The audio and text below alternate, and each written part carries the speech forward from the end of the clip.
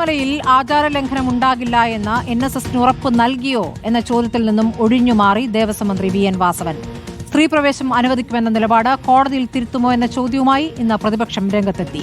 അതിനും ദേവസ്വം മന്ത്രി വ്യക്തമായ മറുപടി പറഞ്ഞില്ല. ഇതിനിടെ BJP നേതാവ് V മുരളീധരൻ വെള്ളാപ്പള്ളി നടേശനെ വീട്ടിലെത്തിക്കണ്ടു. കഴിഞ്ഞ വർഷത്തെ തീർത്ഥാടന കാലഘട്ടം വളരെ ഭംഗിയായി വിജയകരമായി ഞങ്ങൾ ആ തീർത്ഥാടനം പൂർത്തീകരിച്ചു. അവരെല്ലാം നോക്കിക്കണ്ടു, അഭിനന്ദിക്കുകയും ചെയ്തു. ഈ വർഷവും അതുപോലെ തന്നെ മുന്നോട്ട്.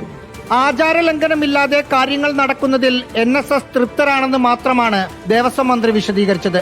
അതേസമയം CPIM-നുള്ള NSS പിന്തുണയിൽ പകച്ചു നിൽക്കുകയാണ് കോൺഗ്രസ്. ഇന്ന് സമുദായ സംഘടനകളെ വിട്ട് സർക്കാരിനെതിരായ ആക്രമണം ശക്തമാക്കി.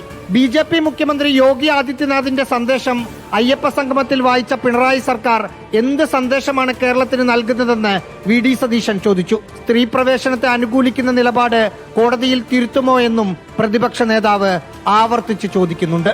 ആ സത്യവാങ്മൂലം തിരുത്താൻ സർക്കാർ തയ്യാറാവും. ഇതിനും ദേവസ്വം മന്ത്രി VN വാസവന് വ്യക്തമായ ഉത്തരമുണ്ടായിരുന്നില്ല. ഇപ്പോൾ ആ കാര്യത്തിൽ എന്തെങ്കിലും പറയുന്നത് സബ്ജുഡീസായി മാറും. അത് പറയുന്നത് ശരിയല്ല. BJP-യും വോട്ടുകൾ നഷ്ടപ്പെടാതിരിക്കാനുള്ള നടപടികൾ തുടങ്ങിയിട്ടുണ്ട്. SNDP-യെ തിരിച്ചുപിടിക്കാനുള്ള ശ്രമങ്ങളാണ് പ്രധാനം. V മുരളീധരൻ കണിച്ചുകുളങ്ങരയിലെത്തി വെള്ളാപ്പള്ളി നടേശനുമായി ചർച്ചകൾ നടത്തി.